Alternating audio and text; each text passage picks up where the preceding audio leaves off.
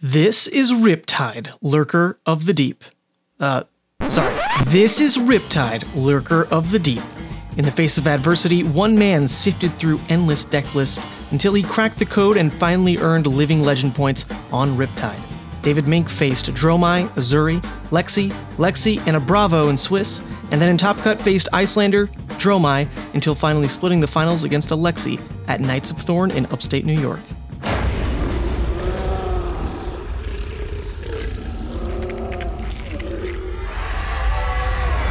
Roll Tide, my Riptide fans, because we have the most special guest in all of Flesh and Blood, the first person to give Riptide some living legend points. David Mink in the house. How do you feel about being the first person to actually do this? I mean, it was surprising, honestly. I was just playing Riptide for fun. Didn't think I would get there. Had some tough matchups, and honestly, at the end, my heart was just racing. And once I got top 8, because the games were hard, games were long, didn't think I'd get there. Oh, but you did. The path forward was set for you because there were no Oldhams in your entire run. There were no Oldhams in the entire event. Oh my gosh. Okay. Quite an anomaly as far as RTNs go. But that's great. You know, stars do have to align to actually pull through and get amazing wins like this off the board. Speaking of that, though, so no Oldhams in the event, and Oldham is actually on the chopping block pretty soon with Living Legend rotation coming up. Is that really what's going to unlock Riptide's viability overall, you think? I don't know if it will fully release him, but I definitely, when I built this version of the deck that I was just like, what are the changes I'm going to make once Oldham is gone? Mm-hmm. And just ran with that. I was already living in the post Oldham world, so I was prepared for the meta then, I guess. Well, with Dust Till Dawn around the corner, do you think you're actually going to get more toys for Riptide going forward, or is this the kind of list that you're expecting to play for the foreseeable future? It's hard to say, because really any zero cost action or attack with Go Again can be played in Riptide, because every card comes for free reload. Mm-hmm. Early days, people were talking about Gorganian Tome because it's draw card reload. Yeah, that's actually a great point. And calling back to some smaller Monarch features that came out at this point almost 2 years ago, there is some of those synergy pieces, like when played from Arsenal, we had like not Scout the Periphery, but the one where if you play it from Arsenal, you get to like look at your opponent's hand. Frontline Scout. So there were little synergy pieces like that all the way back in Monarch. So maybe we'll see some of that again. Give Riptide a new suite of generic toys or something. But for now, there is a successful deck list in front of us. Can't wait to take a look at this with you, David, and have you walk through this amazing Riptide deck for everybody. Let's take a look. All right, David, we got the deck list here.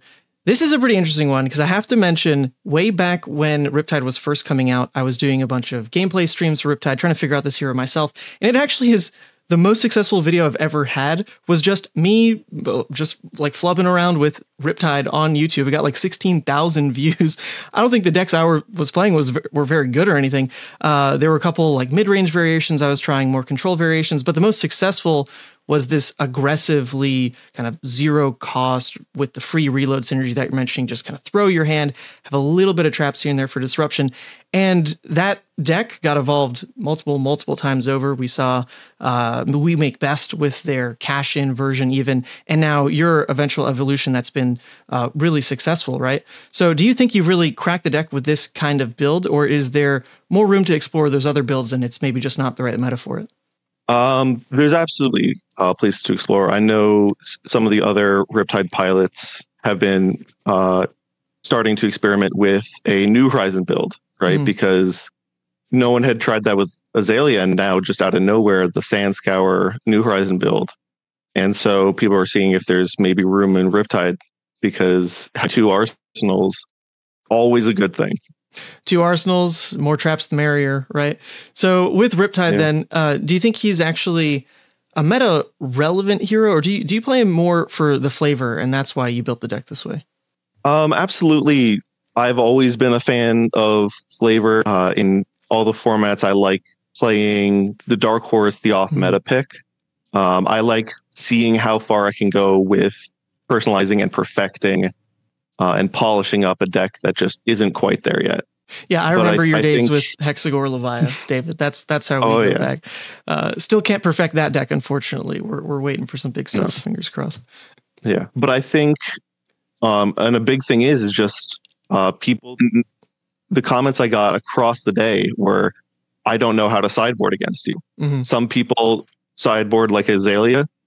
Some people sideboard like they're Lexi, and that's the thing, is that he sort of plays both. He can go tall, he can go wide. Let's actually take a look at the list itself. Now, it does start, of course, with Riptide, who has that free reload mechanic you're talking about. Whenever you play a card from hand, you can put a card in your arsenal face down, or face down into your arsenal, rather. And then the secondary effect of whenever a trap you control triggers, deal 1 damage to the attacking hero. So you mentioned in this list, you're really mostly trying to abuse the first piece of that text, where anything that's 0 cost lets you cheat around the fact that you need to reload in a lot of arrows and things like that. So this equipment suite, how does it really work in this game plan? Because this is, like you mentioned, something that's still being experimented with, New Horizons, things like that. So why did you end up picking this suite of equipment here? Bullseye bracers, just standard. It's played in every ranger. There's no real good arm equipments that block that are better than it. But then crown. This is kind of the big contention point in a head spot for ranger. Why crown, eh? Because sometimes cards get trapped in arsenal. Sometimes you've got a great trap and they come in with a CNC. Sometimes you just need 2 extra life and a 5-card hand. And then you chose Death Dealer as your choice bow here, over even like kind of the built-in synergy of Barbed Castaway. What's the main draw in running Death Dealer? Just the card advantage, the resource cost? What is it? Absolutely, the card advantage. Being able to sort of discover new lines is also just an enjoyment part of it. Of you have your planned out, and then whatever you draw changes everything. And it's just, Barbed Castaway is a little underwhelming. There's not a lot of great aim counter synergies right now. And so the flip ability really isn't enough to catapult it over the top. Makes sense. And then also, speaking of the generic equipment being left to the wayside, no Driftwood Quiver. Makes a lot of sense. I don't think that thing's anything special. But you've got Quiver of Abyssal Depths in a deck that barely has any blues, as we're about to see. Absolutely. Because blues you're very often pitching. And sometimes one of the fundamental issues of Riptide is if you apply too much pressure, your traps don't do anything. And so this is a way also for, if you're stuck with a blue trap in hand and nothing to use it on, put a couple cards back in. It's nice to having a 4th copy of a relevant arrow against the deck. Everyone knows how good Remorseless is against Lexi, dealing 5 damage. Wow, that's actually a really great point that you brought up. When you have tempo with this deck, since you're mostly redline, you want to be able to drop your hands and just spend them, drop and spend them. So if your opponent is respecting that and playing into a defensive strategy, then what do you do when you draw that blue trap? That's a great point. That makes a lot of sense, with just having Quiver now as an option to never waste your resources, never waste your card draw, and make sure that you're turning a blue now into 3 extra reds in your deck. Didn't think about it that way. Very cool. I probably talked too long about Crown of Providence, so I'll leave Snapdragons nice and short. It's go again. Especially the Endless Arrow, Bullseye, Snapdragons, just loop in some extra damage. But interestingly enough, I very often cut them. In a lot of matchups, I'll sideboard them out. Oh, right, because I think you're running Purge Grapplers in the sideboard that we'll get to. Trench. What is the secret behind this card? So the way I've always thought about Trench, it's the best part of Spring Tunic and the worst part of Crown of Seeds, which makes it a pretty good card. Okay, I'll have to juggle what you just said for a second. I've never heard someone just say it's a pretty good card. So that is new, David. That is new. Yeah, it's so many times being able to, especially in the grindier games, versus Oldhim versus Icelander, you can very often get about 2 to 3 times the value of Spring Tunic.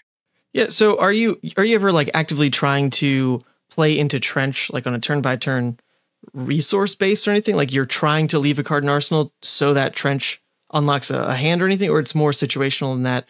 Just if it comes up type of deal. I will try and get a card in Arsenal. Very often, though, trying to get it through a Ponder token, through Enlightened Strike draw, because the way I view it is not only is getting that extra card in Arsenal giving you a bigger hand, it's digging for those traps, for those relevant arrows. Mm. Okay, yeah, that's actually a great point. It's almost the Crown of Seeds effect, like you mentioned before. You don't really care what you draw off of some of these ponders, the E-Strike, because Trench will just guarantee that you basically put a resource in Arsenal. That's a really interesting way to think about it. Cool. I'm sold now, and I love the art, so I'll definitely try to play around with it some more. Yeah. But we've got the main deck here. Main deck, as we said, is a lot more aggressively oriented, a lot of zero cost. So let's just walk us through the gamut of what you're really taking here from the top down, David. So first off, something that you mentioned before, the deck is almost entirely line. Because of Riptide's ability. Very, very often all the zero costs you're able to just have a two card hand of a zero cost arrow and a buff, or a zero cost arrow and another zero cost action, and just able to present a very annoying hand attack. Mm-hmm. That's what Riptide's very good at. Is he's not like Lexi or Zalia, where they can ruin your day. He just annoys you. He just presents annoying attacks until they eventually, hopefully, misplay. Mm-hmm. Annoying attacks and annoying defense. That's a good way to put it across the board. And he's just kind of annoying lore-wise too. Just this weird, bloated, not quite a zombie guy, yet he's got all these postules and this unexplained metallic arm. He is an annoying character. I think he'd give good hugs. I think he looks very soft, very friendly and welcoming. A little sticky, maybe. Not bad. You're running red and yellow instead of the kind of the standard Ranger 9 of that we're seeing more lately, right? With the Lexi list, Azalea list. Is this really because you don't want the Ravenous to reveal the blue? You just don't need the blue pitch? Don't need the blue pitch. Unlike some other decks where, like Lexi and Azalea, where they are able to make full use of the full 3 pitch.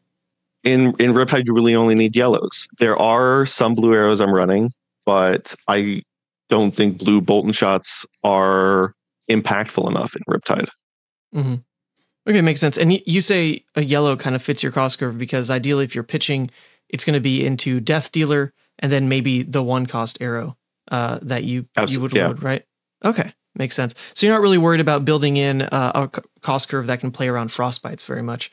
I imagine you did beat an Icelander. Did that really come up in that game, or you felt fine resource-wise? It did. And so one of the more recent changes to this deck, trying to play around some Frostbites from Lexi and Icelander, was the blue infecting shots used to be yellow, because I used to fully believe that you only needed yellows. But then enough turns of a single Frostbite from a Lexi flip were enough to stop me. And I realized I needed just a handful more blues. Right. Speaking of annoying heroes, right? That's number 1 right there, Icelander. Yeah. So Death Touch, most importantly, its role, it's a popper. One of the few poppers that he has. And also being able to be off of your premeditates, off of your Scout's peripheries. And again, just being a very annoying attack. Yeah, really high value, and you get the free reload off pretty much anytime you want. But the one thing to note is, since you're not running Tunic, you don't get the kind of free Death Touch ever, right? That's not a play pattern that can come up. Only if there are play patterns of it if you have 2 card hand and 1 on Arsenal of being able to trench, zero cost action like Premeditate, reloads it.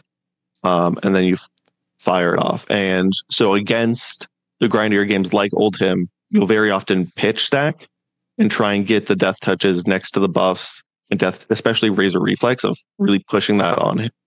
Okay, that makes a lot of sense, because Trench, in a way, should help that pitch stack game as well. Just letting you send any red to the bottom. Wow, that's actually really in-depth play lines here when you start to include Trench.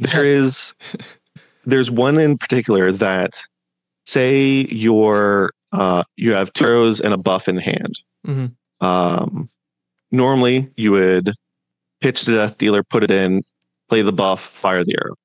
What you can do with Riptide is play the buff, reload the arrow you're going to pitch anyways, trench it away, use the trench resource to load with the bow.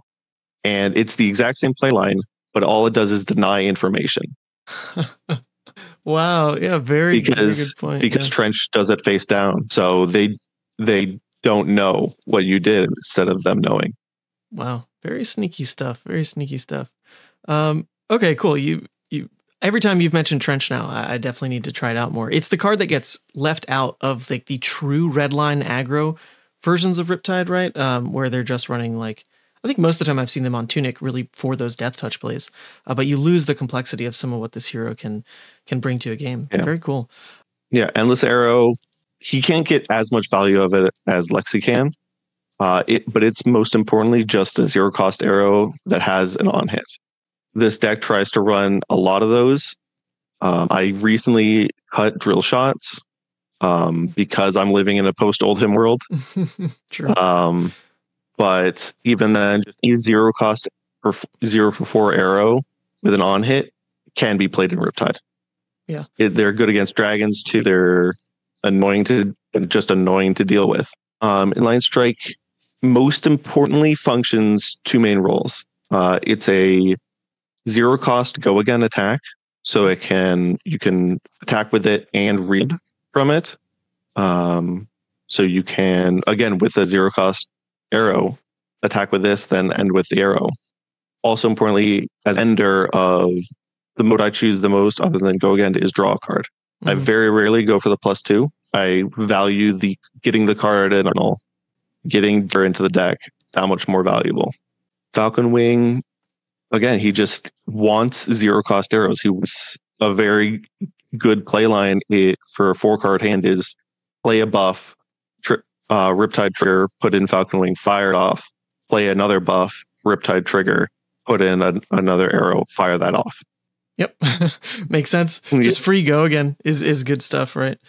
Okay, and then we've got some of the 1-cost arrows start to pick up here. Not too many. You mentioned Remorseless, which we don't see yet, but there's Hamstring Shot and Infecting Shot as your 1-cost. Why those? So Infecting Shot, it says that it's a 1 for 5, but really it's a 1 for 7. Mm-hmm. And that's why I decided to be on the blue Infecting Shots over blue Bolton Shot. Is in the scenario where I have to attack with it, it at least demands more respect. For Hamstring Shot, that's, if we're talking about things that make this version of the deck unique, I haven't seen many other Riptide pilots on Hamstring, and it definitely has performed well of, again, just being annoying. There was a game in particular I remember, it functioned amazingly well against Dromai, where they couldn't play a red card and pitch to attack, so they couldn't give their dragons go again.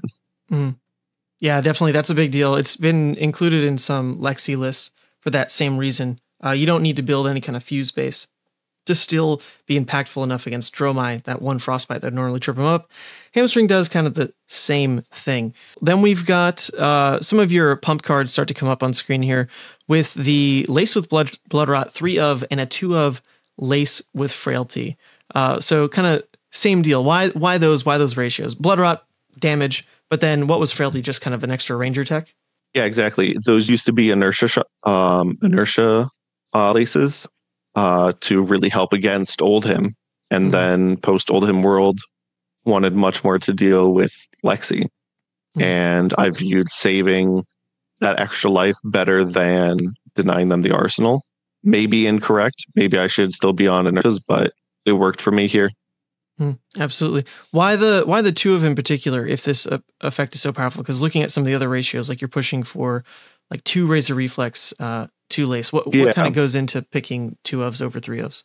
Riptide has weird card amounts because of the legendary traps, right? So because I'm only on the two traps main deck, there's going to be cards affected by it. There's going to be some number of 2 ofs. Mm-hmm. Okay, yeah, simple enough. Yeah. Then you've got Premeditate. Why wouldn't you run that in Riptide, right? Just such innate synergy, especially with this build. Like you mentioned, the Ponder turns into Trench Trigger pretty much every time. I imagine Ravenous, for the most part, just comes in 0 for 4 with reload, right? Just good stuff. The reload's most important part of it. Mm-hmm. Makes sense. But then Razor Reflex is kind of the oddball out when I look at this lineup. It seems to me like you're not pitching too often.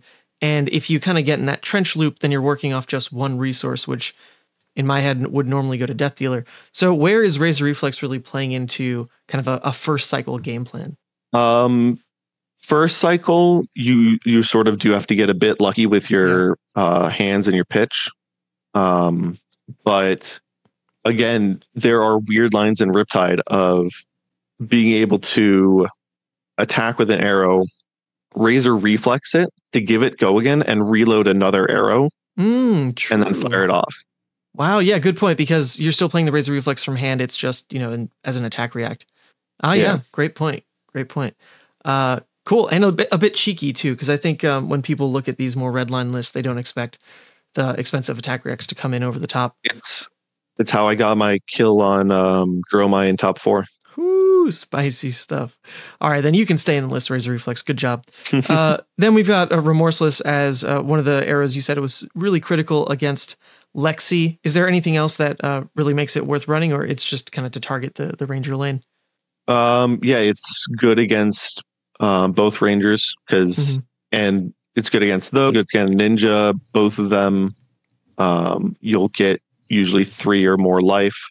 It's also very nice in the Guardian in the old him matchups, because in the sideboard, if you go down a bit, you'll see I have Dreadbore. And the combination of those two, of Remorse's load effect, where they can't defense react from Arsenal, and Dreadbore's static effect of they can't defense react from hand to arrows, means that they have to commit cards. They can't just Fate Foreseen. They can't staunch it at all from hand or Arsenal. It has to be actual cards. And that's a way to... It's not very often you can, but I have fatigued old hymns in the past. Oh boy, yeah. Hold the phone. That can't be the norm, but that is cool that it can at least play out that way sometimes. Dreadbore has been a really essential piece in Azalea figuring out how to beat Oldhim as well, so it makes sense that the same effect could kind of pull its weight here. But then one of the more interesting pumps you have in the deck, Scout the Periphery.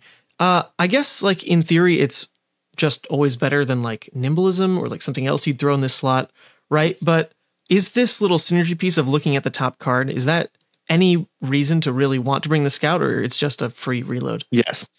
Okay. It is, as you said, just strictly better than Nimblism. Importantly, over other arrow buffs, it can buff Death Touch. True. Which is important. But against the Icelander game, being able to know what was coming won me that game. I saw Blizzard on top, and once I saw it, I never played a go again attack until they had used it. Oh, that's awesome. So are you normally looking at your opponents then because you want to be that annoying hero, you want that extra information that you might be able to play around, or is there any reason to really peek yourself? You can peek yourself if you want to see what you're going to draw off of Death Dealer, if you want to, a couple other lines, if you want to see if your Ravenous Rabble will be tiny, and you may want to swing it into a dragon instead of them. But that's only against Dromai. But 90% of the time, just see what's coming, play around it. Searing Shot, another just effective as an aggro deck. One of the better arrows in theory is 0 for 5, right? Then you've got Seek and Destroy over what you mentioned used to be in your list, the Lace with Inertias. Makes sense. Seek and Destroy is just better with Lace and Inertia. So with these 3, you kind of have all the effects, the extra damage, the extra, the Frailty token, and then some Arsenal Destruction in Seek and Destroy. Were you running Lace with Inertia and Seek and Destroy at the same time when you were trying those, or did... Yes. Okay. Yeah, just that effect is good. Makes sense. Then Codex of Frailty. Now, this card, incredible addition in Outsiders to the entire Ranger and Assassin suite, but I feel like in Riptide, it doesn't get dubbed as this broken effect. It's not like you're under 3 of a kind, and like a bolt and shot reload is getting you a Codex of Frailty that you can still play through even under, like, it's not doing the crazy highs that it could do in Lexi. But what is it doing for the most part in Riptide? A lot of the times it's a toolbox card of being able to find the right arrow you need. Think about it as a copy of Knock the Death Whistle that Riptide can play, of find that arrow that you need. Another very important line with Codex and Riptide is that if you want to fire off a one-cost arrow or a death touch, you can, with a 2-card hand, normally you have to discard that other card. You can play Codex, resolve the Riptide trick, that second card in Arsenal, crunch it away before Codex resolves. Oh my gosh. I think on Talishar, I have messed that line up because I've seen triggers order that way and don't actually like act on like you said, set it, then trench on top still. That's really smart. That's quite cool. Yeah. So you should pretty much never get caught with the discard cost on Codex, right? Very cool. Yeah, you very rarely. So would you ever consider running some of the other codexes or codices just because of what you mentioned that Ponder token brings to a trench play line? Or are you really not trying to add too many yellows? I know some lists have been on them. I haven't personally experimented with them. But I can see a day soon where I do, especially Inertia. Because Codex of Blood Rot really doesn't do anything, the effect, because you're already reloading from hand. You don't need the Blood Rot effect. Yeah, actually, that makes a lot of sense. It would just be a measure of what can Codex of Inertia screw you with, like topping a trap, I guess, would be the one thing. And that's what Trench is for. And but there you go. That is what Trench is for. Okay. Then we've got the 2 legendary traps you mentioned that are in the main board. These make a lot of sense. Collapsing Trap is absolutely insane. I feel like a lot of times when I play against Riptide on Talishar, if they see Collapsing Trap in like the first 2 turns or so, the game can feel very over. But that's legendary card design space. One-ofs that are super swingy just don't make sense. But this one's a very good one. Yeah, I mean, you always play it, right? It's that good. Yeah. Even in the matchups where, like Oldhim, like Bravo, it's just a blue 3 block. Yeah, or it could trigger on like a Rouser Zealous, which they definitely have in the list too. But then this one, less applicable. Obviously, when it comes up against like a Dorinthia, can feel amazing. In kind of your average matchup, what's it doing though? Average matchup usually blocks for around 5 to 6 points of value. If it reduces by 1, deals a damage, blocks for 3, that's 5 value. But the ceiling on it is insane.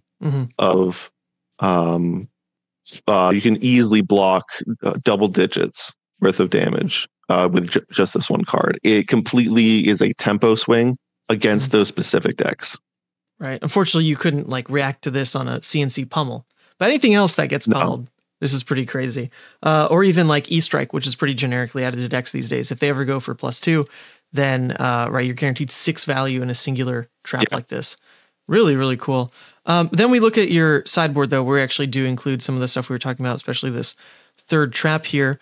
But let's give people the rundown. In your Fabry link, you actually have typed out all your, I don't know about all your matches, but a lot of your matchups. So definitely take a look at kind of that, which will be in the description below. But just for everyone viewing here, we've got Down and Dirty, which I would assume is that a popper? And ever playing it? Popper. I also run it against Azuri because they're very often Codex of Frailty target is Leave No Witnesses. And so just being able to save that 2 life, banish 1 less card, you just sort of begin to outvalue them. Oh, yeah. Yeah. If they Leave No Witnesses and you don't have to deal with the discard and the potential banish, makes a lot of sense. Frailty Trap. This one I've seen getting added to actually a lot of lists, not just Riptide, but Assassin players are running it these days. It's been teched into some other Ranger lists. It just feels really good right now, right? Frailty just hitting the ninjas, the Rangers. What else is it doing? That's kind of a lot already. Again, just again being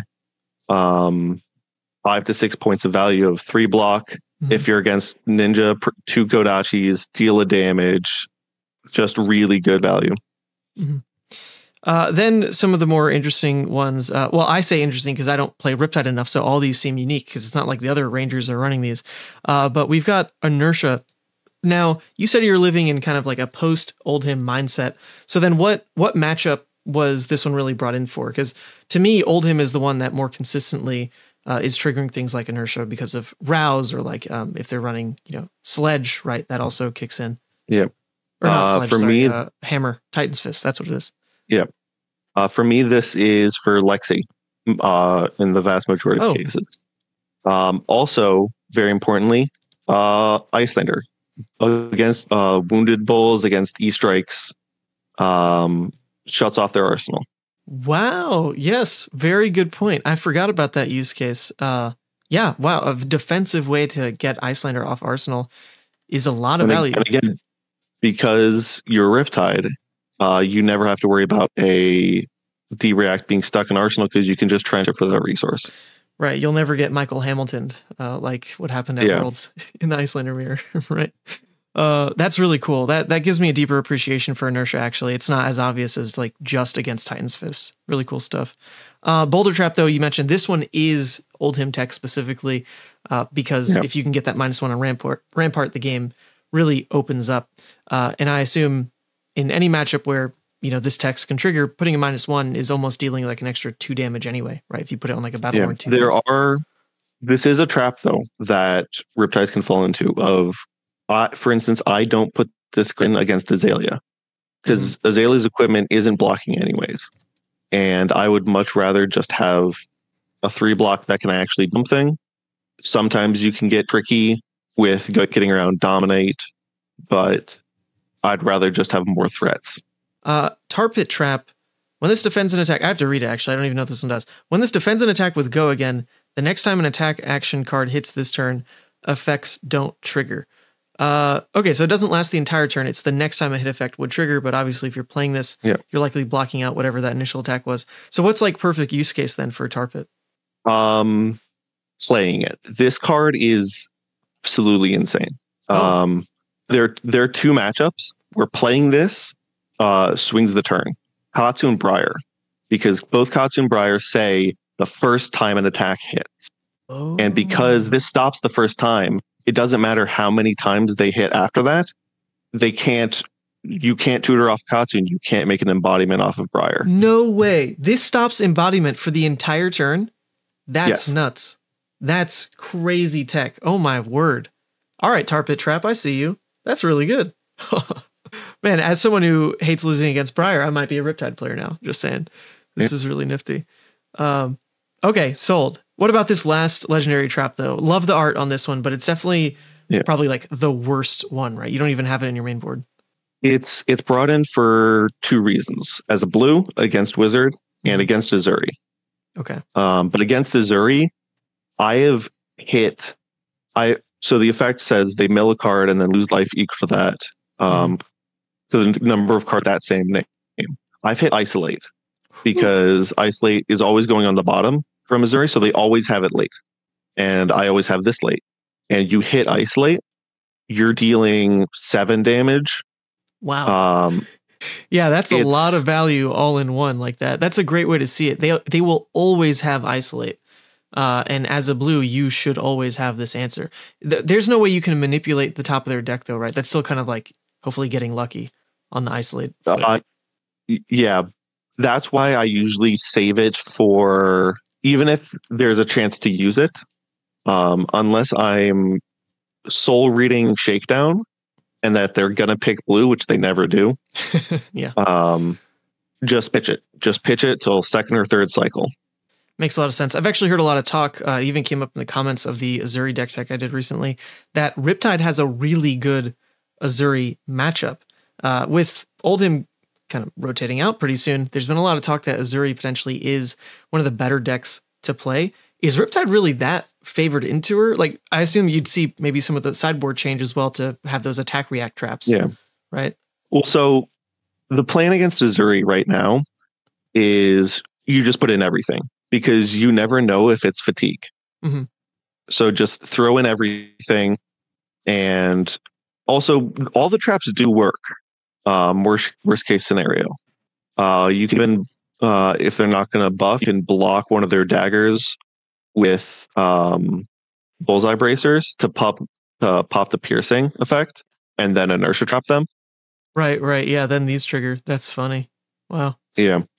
Okay, sold. Yeah, I think this is a deck then that I'll be looking to build pretty soon. Well, cool. Look, David, thank you for joining me in this kind of Riptide deep dive. Really exciting hero to start looking at, because when the format changes pretty soon, not just Oldhim, which is a really bad matchup going away, but also whatever Dusk Till Dawn has in store for us. Riptide is a deck with a lot of answers in his toolkit, right? He's specifically got tailor-made traps to hopefully answer any kind of deck. So I'm hoping that we start to see him pick up in popularity now that we have a couple lists that have done really well. Obviously, yours, David, I believe there was a top 16 from Calling Baltimore as well. What's next for you with this hero? What's in the bag? Just more testing. In all formats, I've built Commoner Riptide, Blitz Riptide. There's just more Clash Riptide. Hey. There's just more things there to try out, and because as you said, he's a meta dependent hero, right? He's never going to be leading the charge, because fundamentally he exists to prey on others. Exactly. Yeah, he is the lurker of the deep, trying to wind up his barbed castaway to specifically snag whichever hero is doing well. Well, David, speaking of doing well, you did very well this weekend. Shout out once again to you for coming on. I wish I could have been there at the RTN, because funny enough, we're actually local to each other, but I was in Pittsburgh and you were off in upstate New York. Any last shout outs before we wrap up here, David? Yeah, just wanted to again shout out the top 16 calling D-War. He sort of led the charge, and a lot of people have been inspired by his deck to go and make their owns. And just want to also thank the testing buddies that I've had, especially two close friends, Patty and Zoe, who always down for me messaging them at random times, asking for games.